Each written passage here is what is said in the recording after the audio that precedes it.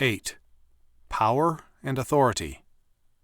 St. Paul, in reminding the Corinthian Christians of their destiny, said, "Do you not know that the saints shall judge the world?" 1 Corinthians 6:2. Moffat renders this, "Do you not know that the saints are to manage the world?" A meaning we need to remind ourselves of. Church government is a prelude to world government, not by the church, but by the saints. In trying to establish the necessary church government towards this end, Paul's constant appeal was not to the form of church government or to the members, but to the law of God and the growth of the saints in terms of it. 1 Corinthians 6:15 through 9:27. Judging, governing, or managing of the world is in terms of God's law. When St. Paul expressed indignation at the idea of Christians going to a Roman court, he was speaking as a good Jew, in the tradition of the law, 1 Corinthians 6:1. To go to an outside court was forbidden in Israel, under normal circumstances, in problems between Jews. In such instances, resort was had to Jewish courts, a tradition of law maintained to this day in many circles. Similarly, St. Paul felt that between believers, the church authorities constituted the governing body. Between a Jew and a Gentile, or between a Christian and a non-Christian, there could be a legitimate use of the outside or civil courts. These courts, not being governed by God's law, were therefore not trustworthy agencies of justice. Let us turn now to Homer's Odyssey. Odysseus returned home after many years of wandering. During that time it had not occurred to him that chastity might be required of him, although he expected it of his wife and slave girls. The suitors of his wife, for Odysseus was presumed dead, raped some of these slave girls. Odysseus himself acknowledged this. "You dogs, you said in your hearts that I should never more come home from the land of the Trojans, in that you wasted my house and lay with the maidservants by force, and treacherously wooed my wife while I was yet alive."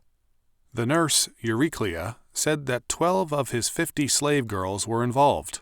Quote, "Of these 12 in all have gone the way of shame, and honor not me, nor their lady Penelope." End quote.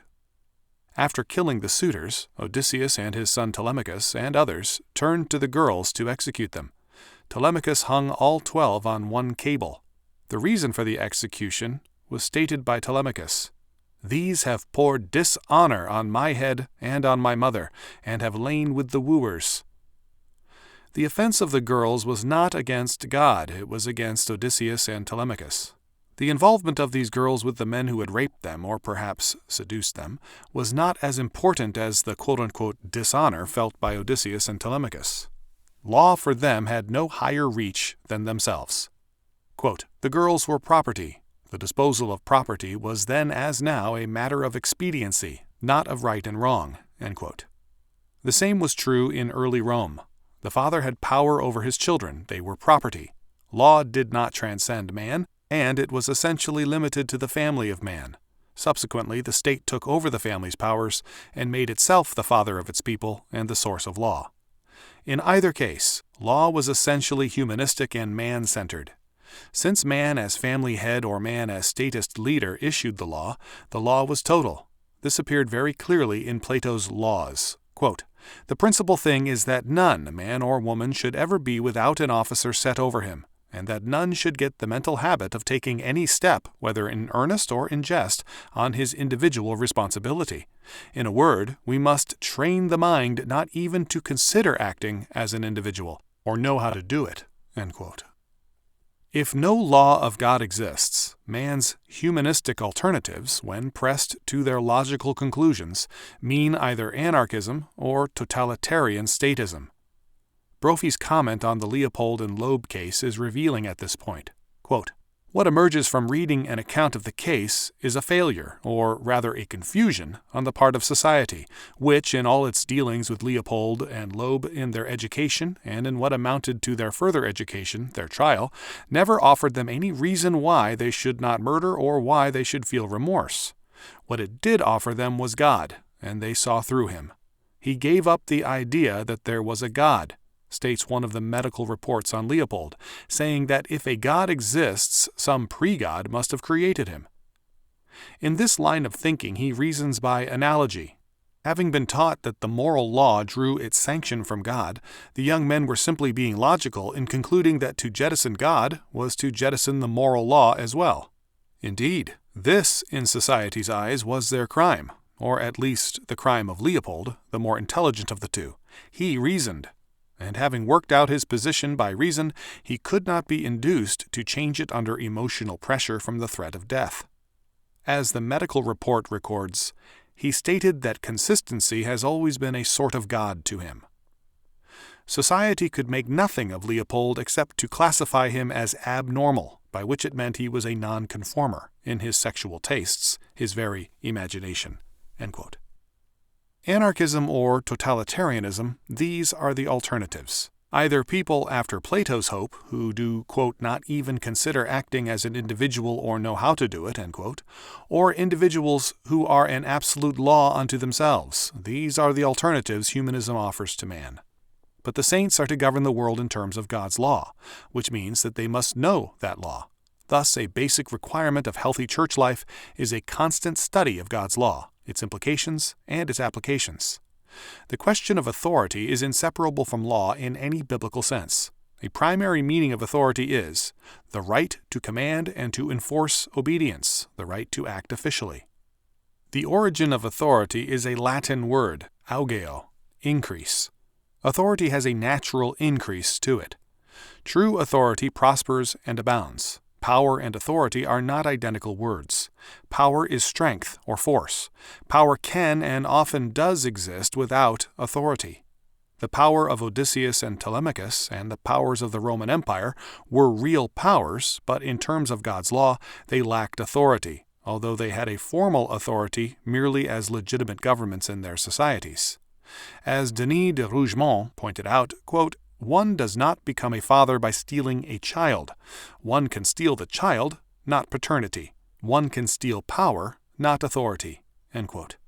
The Church must, by its faithfulness to the law word of God, establish, strengthen, and increase its authority. Its power will increase, St. Paul indicated to the Corinthians, as Christians obey the law of God and as the Church applies it to its internal affairs, and as it calls upon its member citizens to apply it to the world around them. The ground of this increased power is Jesus Christ, who declared, "All power is given unto me in heaven and in earth," Matthew 28:18.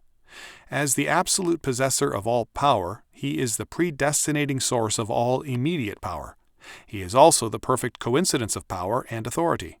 In the school of history, the Church is held back, rebuked, and humbled whenever its power ceases to be grounded in the authority of Christ's law word, or wherever its authority seeks support in other lords than Christ. The Church is required to teach all men and nations to observe all things whatsoever I have commanded you, and lo, I am with you always, even unto the end of the world. Matthew 28:20.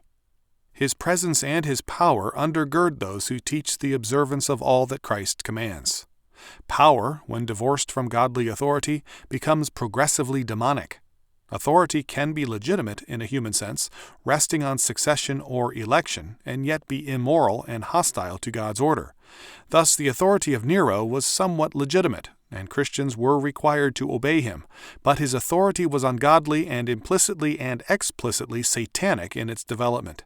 True order requires that both power and authority be godly in their nature and application. Some of the aspects of this problem can be best illustrated by the report of an able and thoughtful Christian who suddenly realized that his daydreams were probably satanic. He dreamed of having enough power to eliminate by execution all traitors and communists, and to have all Americans miraculously turned into converts. In his thinking, he gave assent to Christ. In his imagination, he was asking Christ to submit to Satan's temptation. He wanted to compel belief by miracles, Matthew 4:5-7, and to provide security from problems miraculously, Matthew 4:1-4. Then he raised a very discerning question. Is the alternative merely the way of conversion and love, without any law, order, and coercion, and without miracles? Or do miracles, laws, and coercion somehow have a place? To answer this question, let us first look at Matthew 13:58, which tells us that in his own country, Nazareth, Matthew 13:54, Jesus did not many mighty works there because of their unbelief. It is a serious error to say that Jesus' power to perform miracles was conditional upon faith on the person's or the audience's part. His power was entirely from himself, by virtue of his deity. It was not in any sense dependent on the response of the people. There had to be, thus, another reason for the limited number of miracles performed in Nazareth. Some were performed, although apparently not publicly, for we are told that he did not many mighty works, which implies some were done. The miracles were never performed to convert people. The demand of the scribes and Pharisees for a sign specifically aimed at compelling them to believe, or rather at making faith unnecessary because of sight, was rejected by Jesus. Matthew 12:38-45, 16:1-4. The purpose of the miracles was to glorify God, and the reaction of faith to the miracles was to glorify God also. Mark 2:12. There is thus a very important place in the life of the converted person for miraculous and providential help from God. It is an aspect of his governing care. Similarly, there is a place for coercion. Justice and law require it. They are futile, however, without a basis in a people of faith who can maintain and develop a social order. If tomorrow all the internal and external enemies of the United States were miraculously destroyed, the major result would be the further decline and decay of American life. There would then be the freedom to sin with impunity, insofar as historical consequences are concerned. If all or almost all Americans were at the same time miraculously converted, the evil would be compounded. The point of the daydream was humanistic. Its purpose was national peace and freedom. Had it been international peace and freedom, the humanism would have been no less real. The chief end of such a dream is human order and man's peace. It is thus a variation of the social gospel. The primary purpose of conversion is that man be reconciled to God. Reconciliation with his fellow man and with himself is a secondary aspect of this fact, a necessary byproduct, but still a byproduct. The purpose of regeneration is that man reconstruct all things in conformity to God's order, not in terms of man's desire for peace. This purpose and mission involves law and coercion. Regeneration is God's sovereign act in terms of his sovereign purpose. It is coercive in that it is God's act, and yet, because man himself is God's act, regeneration is not coercive in that it comes as a climax to God's work within man's heart. Neither conversions nor miracles are man's work. For man to seek forced conversions or miracles in terms of his own hopes is wrong. Man can require obedience to God's law, but he cannot play God. Where power and true authority are together, there man does not play God. He serves God in terms of his law, and he prays to God. Power and authority are used to further godly order, not human hopes of order. God's order required the fall of Rome, not its peace. Many Christians prayed for Rome, and rightfully so. They sinned when they limited God's work to the framework of the empire.